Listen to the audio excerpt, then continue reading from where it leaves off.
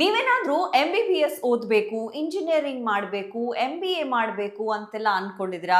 ವಿದೇಶಕ್ಕೆ ಹೋಗಿ higher studies ಮಾಡಬೇಕು ಅಂತೆಲ್ಲ ಪ್ಲಾನ್ಸ್ ಇದೆ.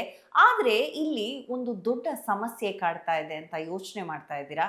ಹೌದು, ಸಾಮಾನ್ಯವಾಗಿ ಒಂದು ದೊಡ್ಡ ಸಮಸ್ಯೆ ಶಿಕ್ಷಣದಲ್ಲಿ ಕಾಡುವುದು ಅಂತ ಹೇಳಿದ್ರೆ ಶಿಕ್ಷಣದ ವೆಚ್ಚ ಅಂತಲೇ ಹೇಳ್ಬೋದು. ಸಾಮಾನ್ಯ ವರ್ಗದವ್ರಿಗಂತೂ ದೊಡ್ಡ ದೊಡ್ಡ ಓದುಗಳನ್ನ ಓದೋದಕ್ಕೆ ಇದೊಂದು ಬಹಳಷ್ಟು ಒಂದು ಮೇನ್ ಕ್ರೈಟೀರಿಯಾ ಅಂತಾನೆ ಹೇಳ್ಬೋದು, ಶಿಕ್ಷಣಕ್ಕೆ ಆಗುವಂಥ ವೆಚ್ಚ. ಇವತ್ತು ಭಾರತದಲ್ಲಿ ಕೆಲವೊಂದು ಕೋರ್ಸ್ಗಳನ್ನ ನಾವು ಮಾಡಬೇಕು ಅಂದ್ರೆ ಸಹಜವಾಗಿ ನೋಡೋದಾದ್ರೆ ಇಂಜಿನಿಯರಿಂಗ್ಗೆ ಸುಮಾರು 4 ರಿಂದ 20 ಲಕ್ಷ ಇದೆ. MBBSಗೆ 50 ಲಕ್ಷದವರೆಗೂ ಚಾರ್ಜ್ ಆಗ್ಬೋದು. ಇನ್ನು MBAಗೆ 10 ಲಕ್ಷದಿಂದ 30 ಲಕ್ಷದವರೆಗೂ ಸಹ ಶಿಕ್ಷಣದ ವೆಚ್ಚ ಅಂತ ಹೇಳ್ಬೋದಾಗ್ತಾ ಇದೆ. ಹಾಗೆ ವಿದೇಶಿ ಶಿಕ್ಷಣ ಸಹ ಒಂದು 30 ಲಕ್ಷದಿಂದ 1.5 ಕೋಟಿವರೆಗೂ ಹೋಗುವಂಥ ಸಾಧ್ಯತೆ ಇದೆ. ಇಷ್ಟು ದೊಡ್ಡ ಮೊತ್ತ ಎಲ್ರಿಗೂ ನಿಜಕ್ಕೂ ಒಮ್ಮೆಲೆ ಕಟ್ಟೋದಕ್ಕೆ ಸಾಧ್ಯನಾ ಅಂತ ಒಂದು ಪ್ರಶ್ನೆ ಮೂಡುತ್ತೆ. ಅದಕ್ಕಾಗಿ ಅನೇಕ ವಿದ್ಯಾರ್ಥಿಗಳ ಕನಸಿಗೆ ಆಸರೆಯಾಗಿರೋದು ಅಂತ ಹೇಳಿದ್ರೆ ಎಜುಕೇಷನ್ ಲೋನ್ ಅಂತಲೇ ಹೇಳ್ಬೋದು. ಆದರೆ ಬಹಳ ಜನರು ಈ ಒಂದು ಎಜುಕೇಷನ್ ಲೋನನ್ನು ತಗೊಳ್ಳುವಾಗ ಸಹಜವಾಗಿ ಸಾಕಷ್ಟು ತಪ್ಪುಗಳನ್ನು ಮಾಡ್ತಾರೆ. ಹಾಗಾದರೆ ಏನೆಲ್ಲ ತಪ್ಪು ಮಾಡ್ತಾರೆ? ಕೆಲಸ ಸಿಕ್ಕ ಮೇಲೆ ನಾನು ಕಟ್ಕೊಳ್ಬಹುದು ಅಂತ ಹೇಳಿ ಯೋಚಿಸೋದು ದೊಡ್ಡದಾದಂಥ ಒಂದು ಮೊದಲ ತಪ್ಪು ಅಂತಲೇ ಹೇಳ್ಬೋದು.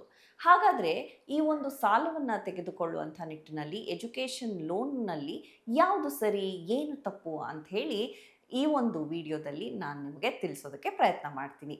ಸುಮನ್ ಟಿವಿ ವೀಕ್ಷಕರೆಲ್ಲರಿಗೂ ಸ್ವಾಗತ. ನಾನು ಶ್ವೇತಾ. ಹಾಗೆ ನೀವೇನಾದರೂ ನಮ್ಮ ಚಾನಲ್ಗೆ ಇನ್ನೂ ಸಬ್ಸ್ಕ್ರೈಬ್ ಆಗಿಲ್ಲ ಅಂದರೆ ಈ ಕೂಡಲೇ ಸಬ್ಸ್ಕ್ರೈಬ್ ಮಾಡ್ಕೊಳ್ಳಿ ಅಂತ ಹೇಳ್ತಾ, ಮೊದಲಿಗೆ ಎಜುಕೇಷನ್ ಲೋನ್ ಅಂದರೆ ಏನು ಅನ್ನುವಂಥದ್ದನ್ನು ನಾವು ತಿಳ್ಕೊಳ್ಳೋಣ.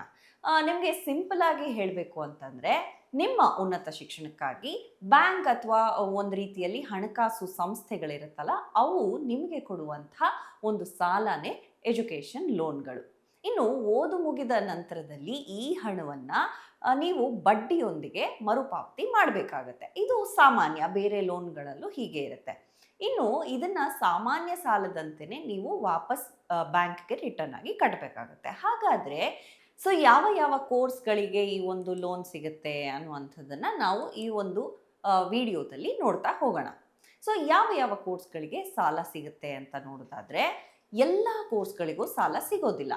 UGC, AICTE ಮತ್ತು NMC ಅಂತ ಹೇಳಿ ಈ ಒಂದು ಸರ್ಕಾರದ ಮಾನ್ಯತೆ ಪಡೆದಿರುವಂತಹ ಸಂಸ್ಥೆಗಳಲ್ಲಿ ಪ್ರವೇಶವನ್ನು ನೀವು ಪಡೆದಿರಬೇಕಾಗತ್ತೆ. ಯಾಕಂತಂದರೆ ಈ ಒಂದು ಇಲ್ಲಿ ಮಾನ್ಯತೆ ಪಡೆದಿರುವಂಥ ಸಂಸ್ಥೆಗಳಲ್ಲಿ ಮಾತ್ರ ನಿಮಗೆ ಸಿಕ್ಕಂಥ ಸೀಟ್ಗಳಿಗೆ ಲೋನ್ ಒಂದು ಸಿಗುತ್ತೆ ಅಂತ ಹೇಳಿ ಒಂದು ರೂಲ್ ಇದೆ. ಭಾರತದಲ್ಲಿ ಸಾಮಾನ್ಯವಾಗಿ ಇಂಜಿನಿಯರಿಂಗ್ ಇರ್ಬೋದು, BTech, MBBS, BDS, BAMS, nursing, pharmacy, ಇನ್ನು ಲಾ ಇರ್ಬೋದು, MBA, MCA, CA, CMA, ಇನ್ನು ಡಿಪ್ಲೊಮೊ, ಪಾಲಿಟೆಕ್ನಿಕ್ಗಳು, ಮತ್ತು ಇನ್ನು ವಿದೇಶಕ್ಕೆ ನೀವೇನಾದರೂ ಹೈಯರ್ ಎಜುಕೇಷನ್ಗಾಗಿ ಹೋಗ್ತೀರಾ ಅನ್ನುವಂಥದ್ದಿದ್ದರೆ ಅದಕ್ಕೂ ಸಹ ಲೋನ್ಗಳು ಸಿಗುತ್ತೆ. ಅಂಡರ್ ಗ್ರ್ಯಾಜುಯೇಟ್ ಇರ್ಬೋದು, ಪೋಸ್ಟ್ ಗ್ರ್ಯಾಜುಯೇಟ್ ಇರ್ಬೋದು, MS, MBA, ರಿಸರ್ಚ್ ಪ್ರೋಗ್ರಾಮ್ಸು, ಇವೆಲ್ಲದಕ್ಕೂ ಎಜುಕೇಷನ್ ಲೋನ್ಗಳನ್ನು ಪಡ್ಕೊಳ್ಬೋದು. ಆದರೆ ಮುಖ್ಯವಾಗಿ ಇಲ್ಲಿ ಕಾಲೇಜಿನ ಮಾನ್ಯತೆಯನ್ನು ನೀವು ಚೆಕ್ ಮಾಡಬೇಕಾಗತ್ತೆ. ಹಾಗಾದರೆ ಇದರಲ್ಲಿ ಬ್ಯಾಂಕ್ ಯಾವ ಖರ್ಚಿಗೆ ನಮಗೆ ಆ್ಯಕ್ಚುಲಿ ಲೋನ್ ಕೊಡ್ತಾರೆ ಅಂತ ನೋಡೋಣ. ಬಹಳ ಜನರಿಗೆ ಒಂದು ತಪ್ಪು ಕಲ್ಪನೆ ಇದೆ, ಕಾಲೇಜ್ ಫೀಸ್ ಮಾತ್ರ ಸಾಲ ಆಗಿ ನಮಗೆ ಸಿಗುತ್ತೆ ಅನ್ನುವಂಥದ್ದು. ಆದರೆ ಅದು ತಪ್ಪು. ಎಜುಕೇಷನ್ ಲೋನ್ ಮೂಲಕ tuition fees, hostel fees, exam fees, books, laptop, lab expenses ಕೂಡ, ಹಾಗೆ ಪ್ರಾಜೆಕ್ಟ್ ಎಕ್ಸ್ಪೆನ್ಸಸ್ ಇರ್ಬೋದು, ಮತ್ತು ನೀವು ವಿದೇಶಿ ಪ್ರಯಾಣ ಮಾಡ್ತಿದ್ದೀರಾ ಹೈಯರ್ ಎಜುಕೇಷನ್ಗೆ ಅಂದರೆ ವಿದೇಶಿ ಶಿಕ್ಷಣಕ್ಕೆ ಫ್ಲೈಟ್ ಚಾರ್ಜಸ್ ಏನಿರುತ್ತಲ್ಲ ಅದು ಸಹ ಈ ಒಂದು ಲೋನ್ನಲ್ಲಿ ಸಿಗಬಹುದು ಅಂತ ಹೇಳಲಾಗ್ತದೆ. ಹಾಗಾದರೆ ಇದಕ್ಕೆ ಎಲಿಜಿಬಿಲಿಟಿ ಏನು, ಯಾರು ಇದಕ್ಕೆ ಅರ್ಹತೆಯನ್ನು ಪಡ್ಕೊಳ್ತಾರೆ ಅಂತ ನೋಡೋಣ. ನೀವು ಎಜುಕೇಷನ್ ಲೋನ್ ಪಡ್ಕೊಳ್ಳೋದಕ್ಕೆ ಅರ್ಹರಾಗಬೇಕು ಅಂದರೆ ಭಾರತೀಯ ನಾಗರಿಕರಾಗಿರಬೇಕು, ಅಂದರೆ ಇಂಡಿಯನ್ ಸಿಟಿಸನ್ಶಿಪ್ ಇರಬೇಕು. ಹಾಗೆ ನಿಮಗೆ ಮಾನ್ಯತೆ ಪಡೆದ ಕಾಲೇಜಿನಲ್ಲಿ ನೀವು ಆಲ್ರೆಡಿ ಪ್ರವೇಶವನ್ನು ಪಡೆದಿರಬೇಕು, ಅಂದರೆ ಅದಕ್ಕೆ ಒಂದು ಅಡ್ಮಿಷನ್ ಲೆಟರನ್ನು ನೀವು ತಗೊಂಡಿರಬೇಕು. ಇನ್ನೊಂದು ಮುಖ್ಯವಾದಂಥ ವಿಷಯ ಅಂತಂದರೆ, ಬಹುತೇಕ ಬ್ಯಾಂಕ್ಗಳಲ್ಲಿ ವಿದ್ಯಾರ್ಥಿಯ ಜೊತೆಗೆ ಪೋಷಕರು ಸಹ ಕೋ ಅಪ್ಲಿಕೆಂಟ್ ಅಂತ ಹೇಳಿ ಆಗಿರಬೇಕು. ಅಂದರೆ ಸಾಲದ ಜವಾಬ್ದಾರಿ ಕೇವಲ ವಿದ್ಯಾರ್ಥಿಗಳದ್ದು ಮಾತ್ರ ಆಗಿರೋದಿಲ್ಲ, ಇಲ್ಲಿ ಪೋಷಕರ ಮೇಲೂ ಸಹ ಆ ಒಂದು ಜವಾಬ್ದಾರಿ ಇರುತ್ತೆ.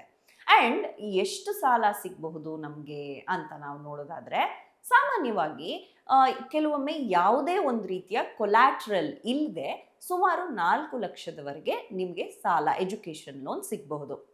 ಇನ್ನು ಪೋಷಕರ ಗ್ಯಾರಂಟಿ ಏನಾದರೂ ಇದ್ದರೆ 4 ಲಕ್ಷದಿಂದ 7.5 ಲಕ್ಷ ರೂಪಾಯಿಯಷ್ಟು ನಿಮಗೆ ಎಜುಕೇಷನ್ ಲೋನ್ ಸಿಗಬಹುದು.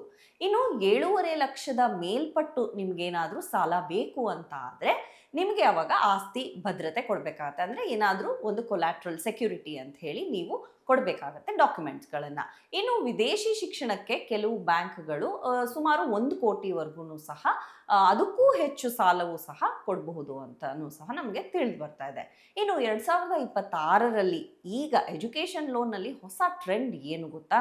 ಅದನ್ನು ನಾವು ನೋಡೋದಾದರೆ ನಮಗೇನು ಗೊತ್ತಾಗುತ್ತೆ ಅಂತಂದರೆ, ಕೆಲವು ವರ್ಷಗಳ ಹಿಂದೆ ಬ್ಯಾಂಕ್ಗಳು ಮುಖ್ಯವಾಗಿ ಆಸ್ತಿ ಮತ್ತು ಪೋಷಕರ ಆದಾಯವನ್ನು ನೋಡ್ತಾ ಇದ್ರು. ಎಜುಕೇಷನ್ ಲೋನ್ ಕೊಡುವಂಥ ನಿಟ್ಟಿನಲ್ಲಿ ಪೋಷಕರ ಆದಾಯ ಎಷ್ಟಿದೆ ಅಂತ ಪರಿಗಣಿಸಲಾಗ್ತಾ ಇತ್ತು. ಆದರೆ ಈಗ ಕೆಲವು ಬ್ಯಾಂಕ್ಗಳು ಇದನ್ನ ಒಂದಷ್ಟು ವಿಷಯಗಳನ್ನು ನೋಡ್ತಾ ಇದೆ. ಏನಂತ ಅಂದರೆ 2026ರಲ್ಲಿ ಬ್ಯಾಂಕ್ಗಳು ಗಮನಿಸ್ತಾ ಇರುವಂತಹ ಪ್ರಮುಖ ಅಂಶಗಳು ಅಥವಾ ಪ್ಯಾರಾಮೀಟರ್ಸ್ ಅಂತ ಏನಂದರೆ, ನೀವು ಕಾಲೇಜಿನ ರ್ಯಾಂಕಿಂಗ್ ಪಡ್ಕೊಂಡಿರಬೇಕು. ಅಂದರೆ ನೀವು ಮಾಡ್ತಾ ಇರುವಂತಹ ಕೋರ್ಸ್ಗೆ ಎಂಪ್ಲಾಯಬಿಲಿಟಿ ಇದೆಯಾ, ಅಂದರೆ ನೀವು ಮಾಡಿರುವಂತಹ ಕೋರ್ಸಲ್ಲಿ ಮುಂದೆ ನಿಮಗೆ ಕೆಲಸ ಸಿಗಬಹುದಾ ಅನ್ನುವಂಥದ್ದು. ಇನ್ನು ಪ್ಲೇಸ್ಮೆಂಟ್ ಬಗ್ಗೆ, ಪ್ಲೇಸ್ಮೆಂಟ್ ಆಗಿರಬೇಕು, ಪ್ಲೇಸ್ಮೆಂಟ್ ಸಿಕ್ಕಿರಬೇಕು ನಿಮಗೆ, ಅದರ ರೆಕಾರ್ಡ್ಸ್ ಇರಬೇಕು. ಹಾಗೆ ನಿಮ್ಮ ಫ್ಯೂಚರಲ್ಲಿ ನೀವು ಎಷ್ಟು ಸಂಪಾದಿಸಬಹುದು, ನಿಮ್ಮ ಸ್ಯಾಲ್ರಿ ಎಷ್ಟಿರ್ಬೋದು ಅಂತಲೂ ಸಹ ಪರಿಗಣಿಸಲಾಗುತ್ತೆ. ವಿದ್ಯಾರ್ಥಿಯ ಅಕಾಡೆಮಿಕ್ ಪರ್ಫಾರ್ಮೆನ್ಸ್ ಹೇಗಿತ್ತು ಅಂತಲೂ ಸಹ ಕನ್ಸಿಡ್ರೇಷನ್ಗೆ ತಗೊಳ್ಳೋದಾಗತ್ತೆ. ಅಂದರೆ ಕೇವಲ ಇಲ್ಲಿ ನಿಮಗೆ ಒಂದು ಕಾಲೇಜಲ್ಲಿ ಅಡ್ಮಿಷನ್ ಸಿಕ್ಕಿದೆಯಾ ಅಂತ ಅಷ್ಟೇ ಅಲ್ಲ, ಅದಷ್ಟೇ ಸಾಕೋಗೋದಿಲ್ಲ ಬ್ಯಾಂಕ್ಗಳಿಗೆ. ಆ ಕೋರ್ಸ್ನಿಂದ ಉದ್ಯೋಗ ಸಿಗುವ ಸಾಧ್ಯತೆಯನ್ನು ಸಹ ಅವರು ಪರಿಗಣಿಸ್ತಾರೆ ಅಂತ ಹೇಳಿ ತಿಳಿದು ಬರ್ತಾ ಇದೆ. ಇನ್ನು ಇದರಲ್ಲಿರುವ ಒಂದು ಅತಿ ದೊಡ್ಡ ಮಿತ್ ಅಂತ ಅಂದರೆ, ಕೆಲಸ ಸಿಕ್ಕಿದ ಮೇಲೆ ನಾನು EMIನ ಕಟ್ಟೋದಕ್ಕೆ ಶುರು ಮಾಡ್ತೀನಿ ಅಂತ ಹೇಳಿ ಅಂದ್ಕೊಂಡಿರ್ತಾರೆ. ಆದರೆ ಇದು ಸಂಪೂರ್ಣವಾಗಿ ಸತ್ಯ ಅಲ್ಲ ಅಂತ ಹೇಳ್ಬೋದು. ಸೊ ಯೂಶಲಿ ಏನಾಗುತ್ತೆ ಅಂದರೆ, ಕೋರ್ಸ್ ಡ್ಯೂರೇಷನನ್ನು 6 ತಿಂಗಳಿಂದ ಸುಮಾರು 1 ವರ್ಷದವರೆಗೂ ಮಾರಟೋರಿಯಂ ಪೀರಿಯಡ್ ಅಂತ ಹೇಳಿ ಕೊಡಲಾಗುತ್ತೆ. ಇದಾದ ಮೇಲೆ EMI ಸ್ಟಾರ್ಟ್ ಆಗಿಬಿಡುತ್ತೆ. ಸೊ ನಿಮಗೇನಾದರೂ ಕೆಲಸ ಸಿಕ್ಕಿದೆಯಾ ಇಲ್ವಾ ಅನ್ನೋದನ್ನು ಬ್ಯಾಂಕು ಕಾಯ್ಕೊಂಡು ಕೂರೋದಿಲ್ಲ. EMIನ ನೀವು ಕಟ್ಟಲೇಬೇಕಾಗತ್ತೆ. ಸೊ ಹಾಗಾದರೆ ಇನ್ ಕೇಸ್ ನಿಮಗೆ ಕೆಲಸ ಸಿಗಲಿಲ್ಲ ಅಂದರೆ ಏನು ಮಾಡಬೇಕು? ನೀವಾಗ ಬ್ಯಾಂಕ್ಗೆ ತಕ್ಷಣ ಇನ್ಫಾರ್ಮೇಷನನ್ನು ಕೊಡಬೇಕು. ನಿಮಗೆ ಕೆಲಸ ಸಿಕ್ಕಿಲ್ಲ ಅನ್ನೋದ್ರ ಬಗ್ಗೆ ಹೇಳಬೇಕು. ಆ್ಯಂಡ್ EMI ರೀಸ್ಟ್ರಕ್ಚರ್ ಮಾಡಿ ಅಂತಲೂ ಸಹ ನೀವು ಕೇಳಬಹುದು, ರಿಕ್ವೆಸ್ಟ್ ಮಾಡ್ಕೊಳ್ಬೋದು. ಇನ್ನು ಲೋನ್ ಟೆನ್ಯೂರು ಹೆಚ್ಚಿಸ್ಕೊಳ್ಬಹುದು ನೀವು. ಸೊ ಇದೆಲ್ಲ ಆಪ್ಷನ್ಸರ ಜೊತೆಗೆ ಸಾಲ ಸಂಪೂರ್ಣವಾಗಿ ಮನ್ನಾ ಆಗುತ್ತೆ ಅನ್ನುವಂಥ ಒಂದು ತಪ್ಪು ಕಲ್ಪನೆಯಲ್ಲಿ ಎಷ್ಟೋ ಜನ ಇರ್ತಾರೆ. ಖಂಡಿತವಾಗ್ಲೂ ಸಂಪೂರ್ಣ ಸಾಲ ಮನ್ನಾ ಆಗೋದಿಲ್ಲ. ಸೊ ಇದನ್ನು ನೆನ್ಪಿಟ್ಕೊಳ್ಬೇಕಾಗತ್ತೆ. ಸರಿ, ಒಂದು ಪಕ್ಷ ಸಾಲ ನೀವೇನಾದರೂ ಮರುಪಾವತಿ ಮಾಡಲಿಲ್ಲ ಅಂದರೆ, ಕಟ್ಟದೇ ಇದ್ದಾಗ ಏನಾಗುತ್ತೆ? ನೀವೇನಾದರೂ EMI ಕಟ್ಟಲಿಲ್ಲ ಅಂದರೆ ಸಿಬಿಲ್ ಸ್ಕೋರ್ ಅಂತ ಹೇಳಿ ಎಲ್ಲರಿಗೂ ಇದ್ದೇ ಇರುತ್ತೆ. ಸೊ ಈ ಸಿಬಿಲ್ ಸ್ಕೋರು ಹಾಳಾಗಬಹುದು. ಇನ್ನು ಪೋಷಕರ ಕ್ರೆಡಿಟ್ ಸ್ಕೋರ್ ಮೇಲೂ ಸಹ ಹೆಚ್ಚು ಪರಿಣಾಮ ಬೀಳುತ್ತೆ. ಮುಂದೆ ನಿಮ್ಗೇನಾದರೂ ಹೋಮ್ ಲೋನ್ ಇರ್ಬೋದು, ವೆಹಿಕಲ್ ಲೋನ್ಗಳಿರ್ಬೋದು, ಇವೆಲ್ಲ ತಗೊಳ್ಬೇಕು ಅಂದರೆ ಭಾಳ ಕಷ್ಟ ಆಗಬಹುದು. ಇನ್ನು ಬ್ಯಾಂಕ್ಗಳು ನೋಟಿಸ್ಗಳನ್ನ ಕಳಿಸೋದಕ್ಕೆ ಶುರು ಮಾಡುತ್ತೆ. ಸೊ ಇದೆಲ್ಲ ರೀತಿಯಲ್ಲಿ ಒಂದು ರೀತಿ ಇಕ್ಕಟ್ಟು ಅಥವಾ ಒಂದು ರೀತಿ ತೊಂದರೆಗೆ ಒಳಗಾಗ್ಬೋದು. ಇನ್ನು ಕೊಲ್ಯಾಟ್ರಲ್ ಇದ್ದರೆ ಕೊನೆಯ ಹಂತದಲ್ಲಿ ಆಸ್ತಿಯನ್ನು ಕೂಡ ಬ್ಯಾಂಕ್ನವರು ವಶಪಡಿಸಿಕೊಳ್ಳುವಂತಹ ಕ್ರಮವನ್ನು ತೆಗೆದುಕೊಳ್ಬೋದು. ಸೊ ಹಾಗಾಗಿ ಆದಷ್ಟು EMIನ ಮಿಸ್ ಮಾಡದೆ ಕಟ್ಕೊಳ್ಳೋದು ಉತ್ತಮ. ಇನ್ನು ಎಜುಕೇಷನ್ ಲೋನು ಒಂದು ರೀತಿಯಲ್ಲಿ ಒಳ್ಳೆಯ ಅವಕಾಶನೇ ಹೌದು, ಆದರೆ ಅದು ಒಂದು ಹೂಡಿಕೆ ಅಂತ ಹೇಳಿ ನಾವು ಪರಿಗಣಿಸಬೇಕಾಗತ್ತೆ. ಆದ್ದರಿಂದ ಈ ಒಂದು ವಿಷಯಗಳನ್ನು ನೀವು ನೆನಪಿಟ್ಕೊಳ್ಳೋದು ಉತ್ತಮ. ಕಾಲೇಜಿನ ಮಾನ್ಯತೆಯನ್ನು ನೀವು ಪರಿಶೀಲಿಸ್ಕೊಳ್ಳಿ. ಉದ್ಯೋಗಾವಕಾಶ ನಿಮಗೆ ಹೇಗಿರುತ್ತೆ, ನೀವು ತೆಗೆದುಕೊಳ್ಳುವಂತಹ ಕೋರ್ಸಿನ ಆಯ್ಕೆ ಮೇಲೆ ಅಂಥೇಳಿ ನೀವು ಚೆನ್ನಾಗಿ ರಿಸರ್ಚ್ ಮಾಡುವಂಥದ್ದು. ಅಗತ್ಯಕ್ಕಿಂತ ಹೆಚ್ಚು ಸಾಲವನ್ನು ನೀವು ಪಡಿದೇ ಇರೋದು. ಇಲ್ಲಿ ತುಂಬ ಜನ ಮಿಸ್ಟೇಕ್ ಮಾಡಿಬಿಡ್ತಾರೆ, ಜಾಸ್ತಿ ಸಾಲ ತೊಗೊಂಡ್ಬಿಡೋದು ನಡೆದಿದೆ, ಎಷ್ಟೋ ಕಡೆಗಳಲ್ಲಿ ನಡೆದಿದೆ. EMIನ ಮೊದಲೇ ನೀವು ಲೆಕ್ಕ ಹಾಕ್ಕೊಂಡು ಕೆಲಸ ಸಿಕ್ಕ ಮೇಲೆ ನಾನು ನೋಡೋಣ ಅಂತ ಕೂರ್ತೀರಾ, ಕರೆಕ್ಟಾಗಿ ಅದನ್ನು ಲೆಕ್ಕ ಹಾಕ್ಕೊಂಡು ತಿಂಗಳು ಕಟ್ಕೊಂಡು ಹೋಗುವಂಥದ್ದು. ಇಷ್ಟೆಲ್ಲ ಪ್ಲಾನಿಂಗ್ ಮಾಡಿಕೊಂಡ್ರೆ, ಈ ಒಂದು ಮನಸ್ಥಿತಿಯನ್ನು ನೀವು ಇಟ್ಕೊಂಡ್ರೆ ನಿಮ್ಮ ಎಜುಕೇಷನ್ ಲೋನು ನಿಮ್ಮ ಕನಸುಗಳನ್ನು ಕಟ್ಕೊಳ್ಬಹುದು ಅಂತಲೇ ಹೇಳ್ಬೋದು. ಆದರೆ ಒಂದು ಸರಿಯಾದ ಯೋಜನೆ ಇಲ್ಲದೇ ಇದ್ದರೆ ಅದೇ ಸಾಲ ನಿಮ್ಮ ಮೇಲೆ ಒಂದು ದೊಡ್ಡ ಹೊರೆ ಆಗಬಹುದು ಅಂತ ಹೇಳೋದಕ್ಕೆ ಇಷ್ಟಪಡ್ತೀನಿ. ಈ ಒಂದು ಎಜುಕೇಷನ್ ಲೋನ್ನ ಕುರಿತಾದ ಈ ಒಂದು ಮಾಹಿತಿ ನಿಮಗೆಲ್ಲರಿಗೂ ಇಷ್ಟ ಆಗಿದೆ, ಉಪಯೋಗಕಾರಿಯಾಗಿದೆ ಅಂತ ಭಾವಿಸ್ತಾ ಮತ್ತೊಂದು ಕಂಟೆಂಟ್ನೊಂದಿಗೆ ಮತ್ತೊಂದು ವಿಡಿಯೋದಲ್ಲಿ ಮುಂದಿನ ಒಂದು ವಿಡಿಯೋದಲ್ಲಿ ನಾನು ನಿಮ್ಮನ್ನು ಭೇಟಿಯಾಗ್ತೀನಿ.